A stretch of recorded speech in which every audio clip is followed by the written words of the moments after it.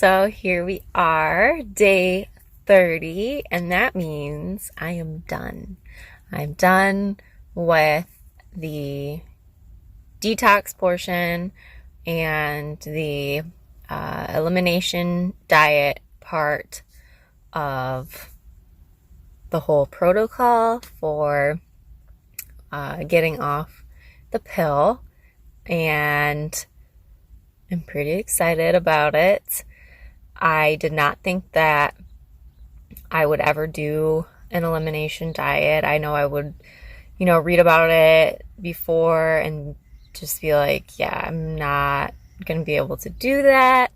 How will I live without cheese? Like, what am I going to be able to eat? Like, how will I live without bread? It's possible. It's possible if you plan ahead. And so to get ready for all of this, I went through the recipes in Beyond the Pill. I tested them out for months before. I know not everyone will have the time to do all of this before actually getting off the pill, but if it's something you're thinking about, I would recommend planning ahead a few months. I tried out the recipes.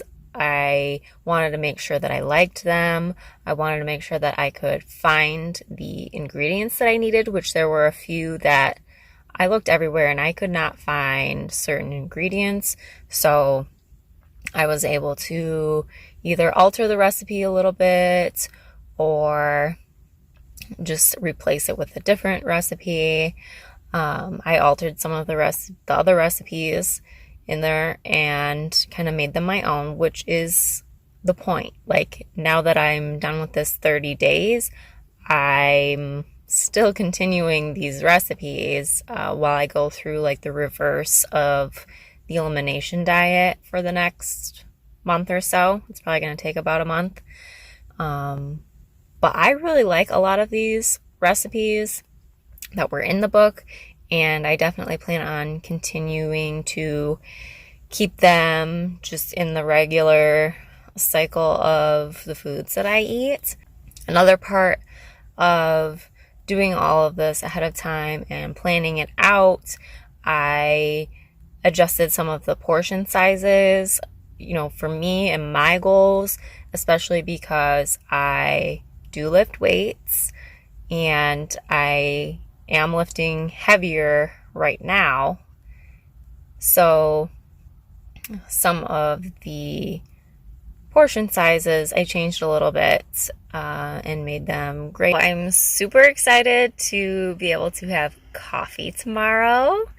And I'm going to try to stick to just having coffee on the days that I wake up early. I wake up at 5:30 on the days that I actually drive into work. And then I might have some on the weekends before my workouts. And then the other days, I really shouldn't need the caffeine. Unless maybe in the afternoon, sometimes I get a little bit tired. But I'm going to try to just stay away from caffeine on the days that I don't really actually need it. But I'm super excited for coffee tomorrow, which is another thing I never thought I would say. And then I am going to have probably just a beer on Friday. Just one, and wait and see if I notice anything. See, all of these like re-additions need to be spaced out enough to give you a couple of days in between to notice the effects, because you might not just like go to sleep, wake up, and notice whatever the effect is that it has on you. You don't always notice it that quickly. And you don't want to like be overlapping things too much, because then you won't be able to tell if, well, was it the alcohol or was it the dairy or was it the sugar? So you want to leave a nice gap in between all of those. If you haven't seen my last video on the elimination diet, I go through and explain how those things are eliminated and then reintroduced after the 30 days or however long you are waiting. And then I plan to do dairy over the weekend. I'm adding in some kefir to my morning smoothies. I have cottage cheese with just some fruit planned mixed in there, and ghee. I definitely miss ghee, although coconut oil is a really good substitute for like butter. I like putting it on my sweet potato or my veggies, and then like sprinkle them with a little bit of salt. But I really love ghee, and it's technically considered a dairy product, but some people don't really notice that being an issue compared to other dairy products. So anyways, I'm excited for that.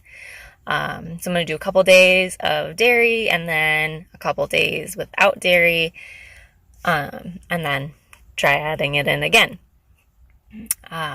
That's just going to be the first part of my meal plan going into these next 30 days.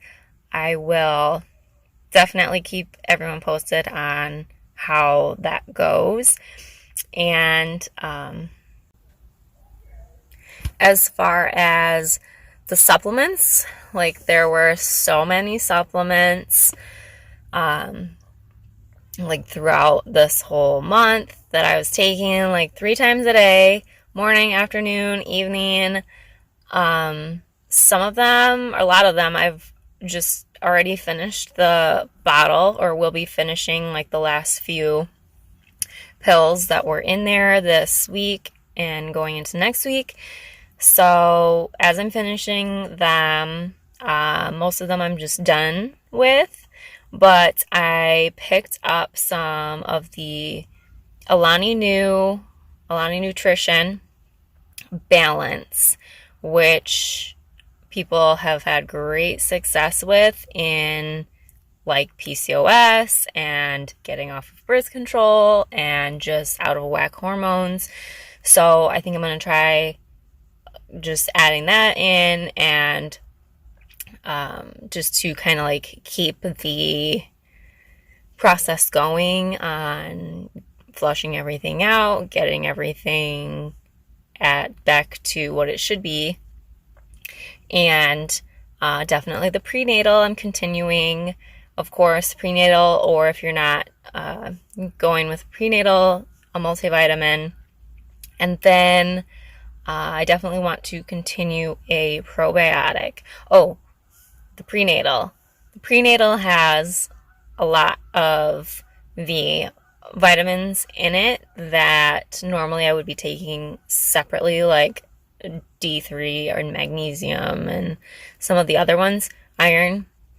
So I'm just going to keep on the prenatal, and then I won't have to add in all of those other supplements unless I find that I'm not getting enough of a certain one.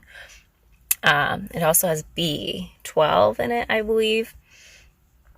But I think those are really going to be the only ones that I continue. I mean, of course, like the collagen, the maca, turmeric, like spices and things like that, I'm definitely going to keep incorporated into my diet. But as far as like additional supplements and pills, it really won't be that many. And the last thing is that I am working on putting together some graphs and like line graphs so you guys can actually see some of the data as I'm recording it. And I'm still going to keep recording as much as I can throughout the like reversal of the elimination diet part and take notes, on how I'm feeling eating the certain foods or whatever. But as far as the amount of food that I have been eating and my weight and just all of those other metrics that I was tracking, like my sleep, my energy levels, just all of those little things that I think may be affected by being on the pill for so long. But right now, I can't say that I've noticed a huge change in anything in particular. My energy might be a little bit better, but it can take months. It can take years for people to get back to normal, if at all. And so I think it's going to take at least a few months before I see like actual change in menstrual cycle and maybe in the way that I feel and some of my other symptoms. So I got to be patient. You guys got to be patient. Yes, I will keep everyone updated on the next steps. And yeah, thanks. Have a good day.